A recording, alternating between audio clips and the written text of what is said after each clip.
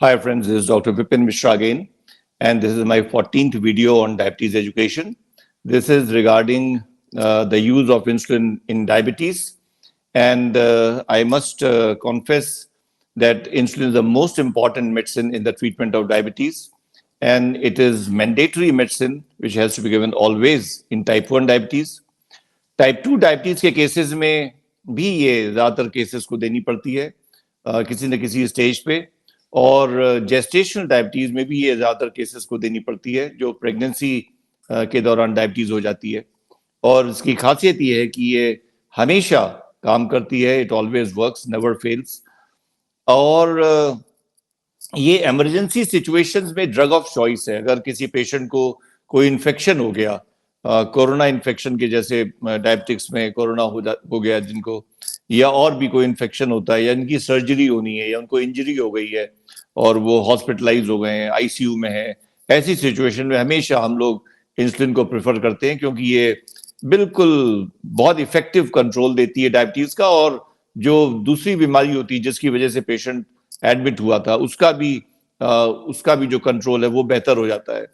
तो ऐसे occasional use, कभी कभी यूज डायबिटीज में, टाइप 2 डायबिटीज में कभी भी हो सकता है, किसी को भी ऐसी इमरजेंसी आ सकती है। लेकिन अधिकांश डायबिटिक्स को कोई ना कोई टाइम ऐसा आता है जब उनको परमानेंट भी ये इंसुलिन को लेना पड़ सकता है, किसी को जल्दी, किसी को देर से।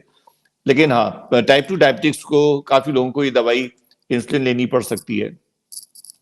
कौन सी इंसुलिन दी जाएगी और कितने शॉट्स दिए जाएंगे ये डॉक्टर तय करेगा, और वो आपका पूरा पैटर्न देखेगा, आपकी प्रॉब्लम्स देखेगा, और आपका ग्लाइसीमिक पैटर्न चेक करेगा कि आपकी फास्टिंग कितनी रहती है, पोस्टप्रांडियल कितनी रहती है। जैसे हमने आपको पिछले वीडियो में बताया था कि बेसल इंसुलिन एनालॉग्स हैं जो 24 घंटे काम करते हैं, तो उनका मेन एक्शन फास्टिंग शुगर पे होता है। तो जैसे कोई पेशेंट है वो कहे कि हम सुबह उठते हैं तो हमारा ब्लड शुगर 160 या 170 रहता है, और खाना खाने के बाद वो 200 या 210 हो जाता है, तो हम ये देख रहे हैं कि इसका फास्टिंग अगर हम नीचे ले आए, उसका फास्टिंग हम 95 पे ले आए, तो खाने के बाद वाली अपने आप ही 130 135 पे आ जाएगी, उसके लिए कुछ करना नहीं पड़ेगा। तो ये जो बेसल इंसुलिन होती हैं, इनका प्रोफाउंड एक्शन होता है on the fasting blood sugar. तो ऐसी सिचुएशंस में हम लोग बेसल इंसुलिन को प्रेफर करते हैं, साथ में टैबलेट्स भी उनके साथ में चलती हैं। और ये हो सकता है कि 5 साल, 10 साल या 15 साल ये स्ट्रैटेजी बहुत अच्छी काम करे और इंसुलिन की डोज बढ़ानी नहीं पड़े, मतलब 2 शॉट्स पे नहीं जाना पड़े। लेकिन अल्टीमेटली जब आपको ये बात पता है कि डायबिटीज प्रोग्रेसिव बीमारी है और वक्त के साथ साथ उसकी सीवियरिटी बढ़ती जाती है, तो हो सकता है कभी नंबर ऑफ शॉट्स और डिफरेंट टाइप्स ऑफ इंसुलिन भी देनी पड़े। और इंसुलिन के साथ में हम लोग ओरल टैबलेट्स भी देते हैं। Insulin makes a good combination with oral tablets. और एक चीज बिल्कुल क्लियर है कि अगर पेशेंट बीच में अपनी ओपिनियन नहीं दे, तो हम लोग हर डायबिटीज के पेशेंट को ऑप्टिमली ट्रीट कर सकते हैं with the proper combination of insulin and other injectable medicine and tablets. तो सबसे बड़ी जो समस्या आती है कि पेशेंट के दिमाग में एक वो भय बना रहता है इंसुलिन के खिलाफ। हम उसको कोई भी टैबलेट लिखेंगे और वो पेशेंट कुछ नहीं बोलेगा, और जैसे ही हम कहेंगे हम तुमको इंसुलिन शुरू कर रहे हैं, तो एकदम से उसको लगने लगता है कि अब डॉक्टर साहब कुछ गलत काम करने जा रहे हैं, और वो अक्सर तो डॉक्टर चेंज कर लेता है। और मैंने देखा बहुत से डॉक्टर्स इसी वजह से इंसुलिन लिखते नहीं है, क्योंकि उनको मालूम है कि पेशेंट को लेना है नहीं, और वो क्यों अपना समय बर्बाद करे। तो ये कहलाती है इंसुलिन रेजिस्टेंस। इंसुलिन रेजिस्टेंस की बड़ी बातें होती हैं जो एक पैथोलॉजी है बॉडी की, लेकिन जो सबसे बड़ा इंसुलिन रेजिस्टेंस है वो पेशेंट के माइंड में होता है अगेंस्ट यूजिंग इंसुलिन। और एक बहुत नॉवल कॉन्सेप्ट है और बहुत बड़ा कॉन्सेप्ट है, वो है insulin therapy right in the beginning, at the time of diagnosis. जिस समय मरीज को पहली बार पता लगता है कि उसको डायबिटीज हुई है, और उसी समय अगर हम उसको इंसुलिन दें, तो अभी तो जो अमेरिकन डायबिटीज एसोसिएशन की रिकमेंडेशंस हैं और यूरोपियन एसोसिएशन की रिकमेंडेशंस हैं, वो सब कहती हैं कि HbA1c अगर 9 के ऊपर है और पेशेंट को कैटाबॉलिक सिम्टम्स है, वेट लॉस हो रहा है या बहुत ज्यादा यूरिनेशन या बहुत ज्यादा प्यास लग रही है तो दे सकते हैं। लेकिन हमें लग रहा है कि ये यूज और बढ़ेगा क्योंकि इसके वाइड स्प्रेड और वो हैं, क्या कहते हैं कि इफेक्ट्स हैं। मतलब जब हम इंसुलिन देते हैं शुरू में, तो बॉडी में जो इंसुलिन बनाने वाले सेल्स हैं उनको रेस्ट मिल जाता है। तो डायबिटीज के इलाज में एक बहुत बड़ा कॉन्सेप्ट है बीटा सेल साल्वेज। ये बीटा सेल जो इंसुलिन बनाते हैं, ये वक्त के साथ साथ कमजोर होते जाते हैं और खत्म होते जाते हैं, और एक दिन वो आ जाता है कि जब अंदर की इंसुलिन बिल्कुल नहीं बन रही होती है, तो फिर हमको मैकेनिकली फिर एक्सटर्नल इंसुलिन पे डिपेंड करना पड़ता है। तो अगर हम शुरू में इंसुलिन देते हैं पेशेंट को, तो उससे वो बीटा सेल सैल्वेज भी होता है। अच्छा, और आपको बड़ी इंटरेस्टिंग एक बात बताएं, बीटा सेल्स इंसुलिन बनाते हैं और उनकी विसिनिटी में अल्फा सेल्स होते हैं जो ग्लूकागॉन बनाते हैं, और ग्लूकागॉन जो है वो शुगर को ऊपर उठाता है, वो शुगर को एलिवेट करता है।